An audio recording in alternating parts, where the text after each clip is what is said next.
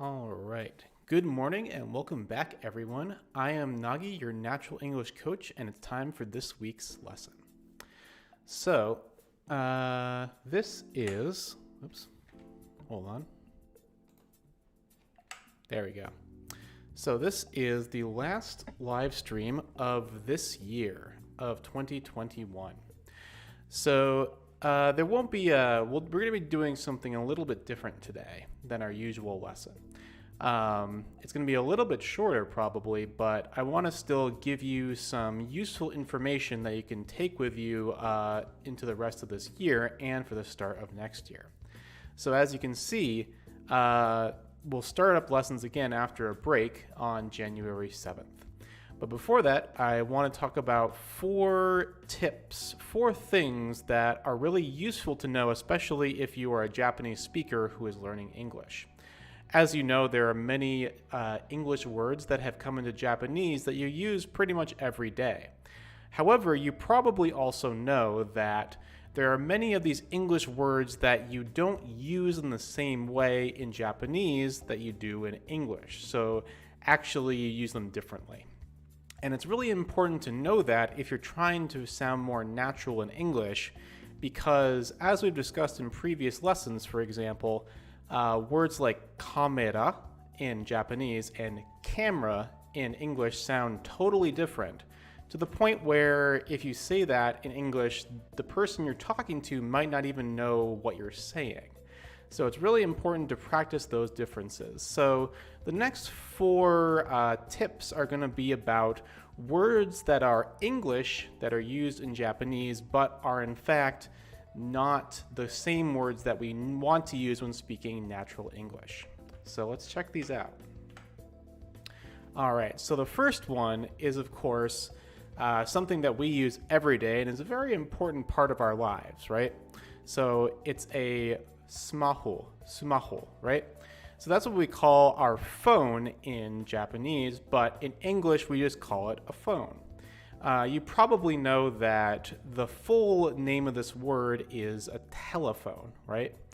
But when we talk about a telephone, usually we're talking about one of those things that's attached to the wall or is plugged into some part of your house. We don't really use them so much anymore. You probably only see them at the office. Even then, we just probably call it a phone for short. But when we're talking about the one in our pocket, for example, one of these, right? Oh, there it is. So we call that a phone as well, but you probably also know that it is short for cell phone or cellular phone. There aren't many people who call it a cell phone anymore because everyone has one now and they're very common. So people just say phone, and when you say phone, they're referring to a cell phone. But it's much more natural to say phone rather than smartphone. If you say smartphone in English, people will understand what you're saying, but it's just not the most natural word that we use. So if you want to be speaking natural English, you should say the word phone. So let's practice a couple sentences with the word phone, right? So go ahead and say the first sentence now.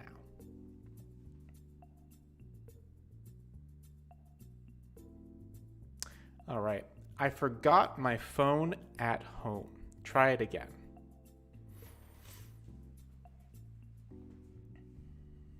All right, good. Now let's try the second sentence.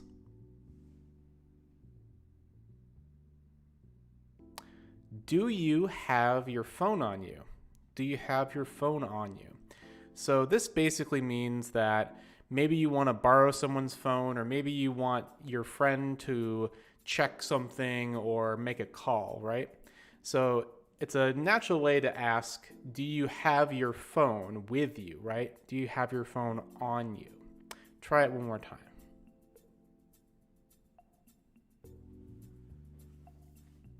All right, next one. So this is a very common word that I hear a lot of Japanese people using. And I was confused at first because it doesn't sound anything like the word that we use in English, even though it does come from an English word, right? So this word is raibu, right? My Japanese accent isn't very good, but you know what I'm saying, right? Raibu. But in English, the word that we use for this most often is concert. Technically, the word live comes from live concert, but in natural English, we just say the word concert. All right? So go ahead and try the first sentence now.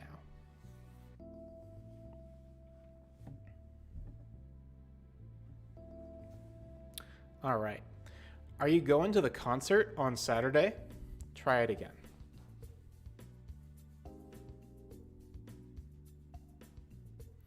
Okay. Now try the second sentence below.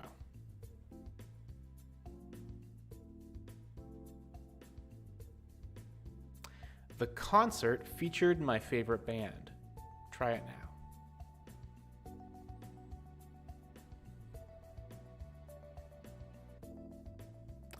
Okay. And our third tip, seta. Seta.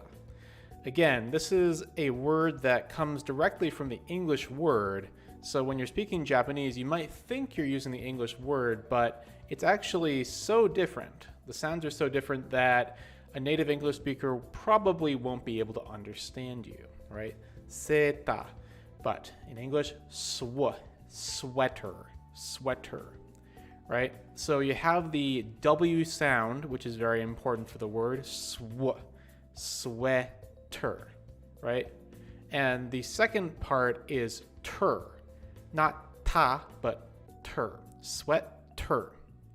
Let's try the sentences. Go ahead and try that first sentence now.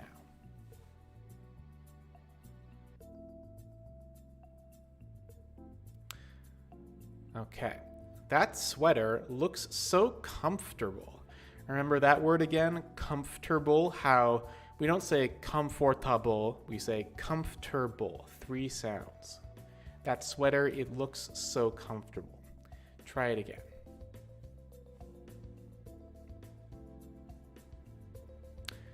Okay, good. Now go ahead and try the second sentence now.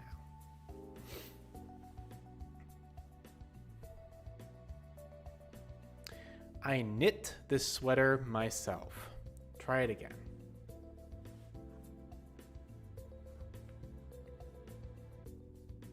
Okay, good. And on to our last tip.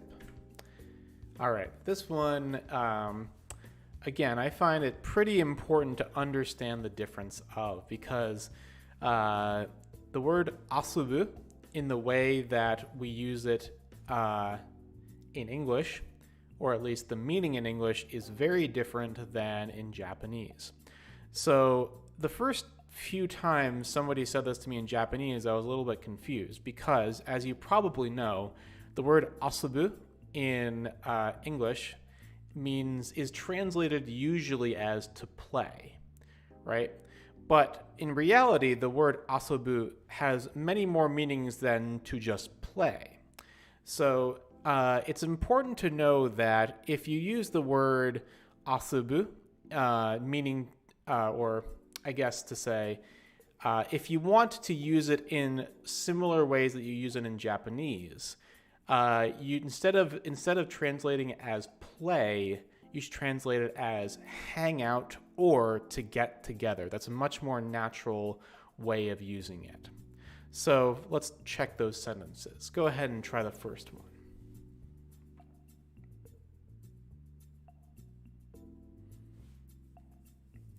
Okay. Let's hang out again next time I'm in town. Try it again.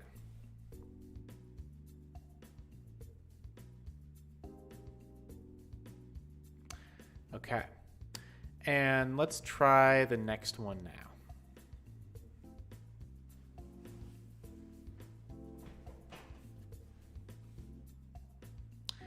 I'd like to get together again sometime. Try it again.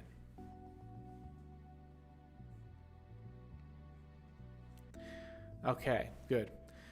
Out of all of these English tips, I would recommend making sure that you remember this one the most.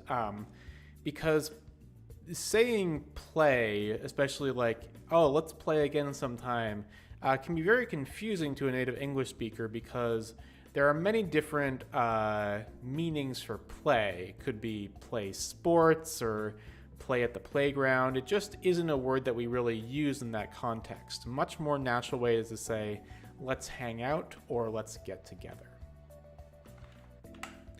All right, so the last thing I want to talk about right now is that I've been doing these live stream lessons for a few months now.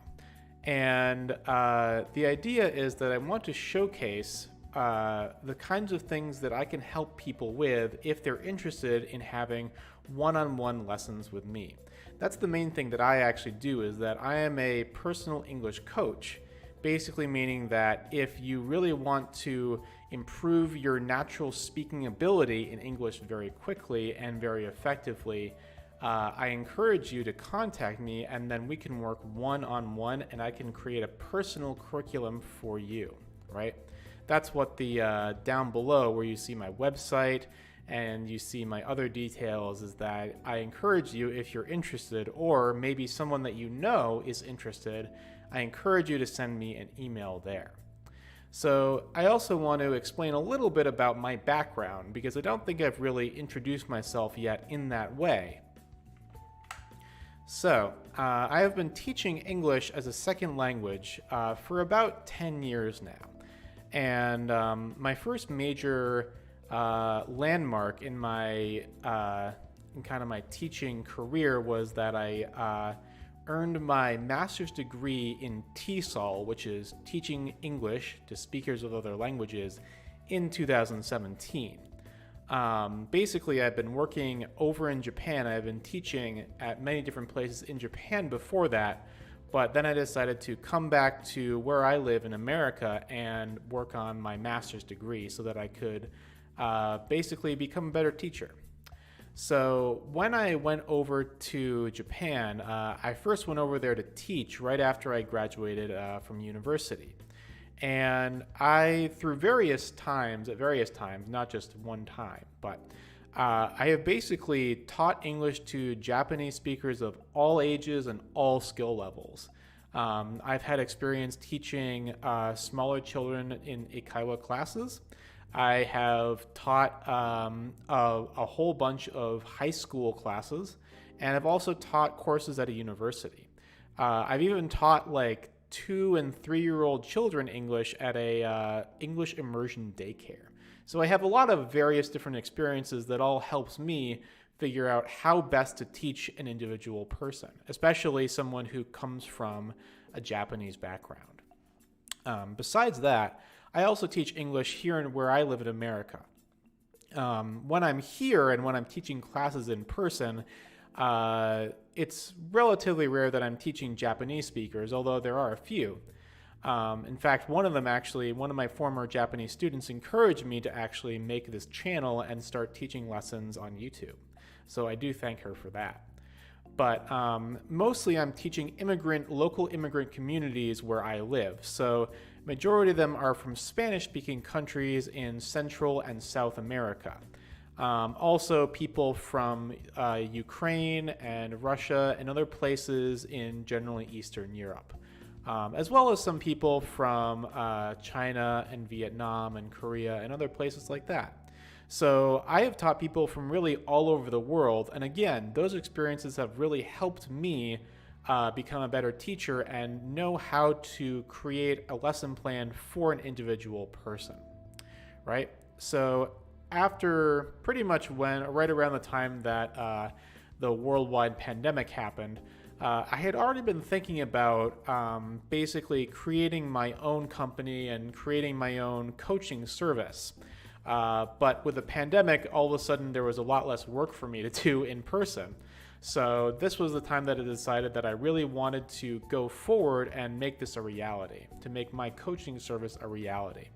So I worked for a long time on developing a course, and I practiced a lot of things and I tested a lot of things out.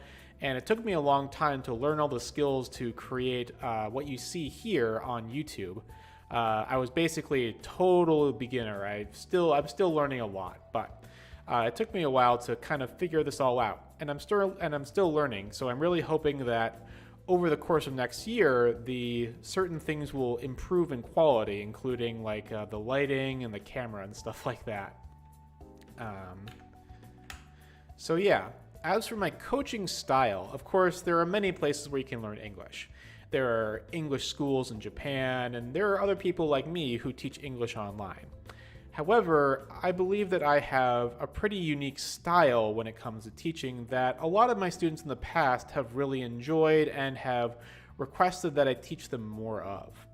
So right now I focus on a one-on-one style of teaching where it's just you and me, and I basically really get to know your learning motivations and your learning style and your learning difficulties. And once I sort of get an understanding of all of that, I create a curriculum. So basically I create activities and materials and even topics of conversation that are all focused completely around what it is that you need to know to improve as a speaker, right? I do this for each individual student, and I can do it for you as well. And basically I focus on natural English. So there are many places where you can learn English grammar. There's books and courses and other YouTube channels where you can learn English grammar. But something that I find is actually very hard to find is someone who can teach you natural English as people speak it every day here on the street. It's because one of the things is that natural English changes so quickly and also varies depending on the situation. So the kind of natural English that you'll hear when you're talking to friends in a certain place in America is going to be actually quite different than if you're in a different context or in a different city or in a different country. It's very hard to keep on top of, and it's almost impossible to learn from a book. Because as soon as the book is printed, basically the language has changed it a little bit. So basically, that's what I help you do. I'm a specialist in natural English and speaking confidence. This is where I will help you, even if you know a lot of English, even if you've studied English for many years during school, but you still don't feel the confidence to speak fluently and effectively when you're actually out in the street or you're talking to English-speaking friends, right? There's that gap that's very hard to go across, but I am specialized in getting you across that gap. So basically, if you work with me for a number of months, you will get that much closer to feeling confident about your English speaking, right? And of course, the really essential part of getting better at speaking, especially if you already know some English, is having your motivation. I'm sure many of you have had the experience of starting an English program or telling yourself, I'm going to study English every day. And maybe you do it for a week, maybe 2 weeks, maybe a month, but then you realize that you have stopped doing it, right? And then you try again and you try again, but it never really sticks, right? I know this because I also practice Japanese and I have the same problem. I tend to study a lot for a short amount of time and then it falls down and then over and over again, right? So the key is having constant motivation.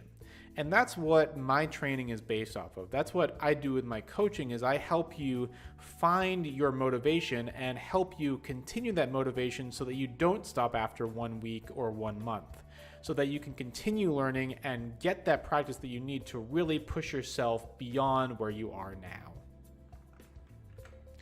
All right, so to introduce how my curriculum works, the first thing that I do for anybody is to have an intake assessment, which basically means I give you some questions to answer and some things to record, and then I look at all of that and I am able to understand where you are in terms of English speaking ability.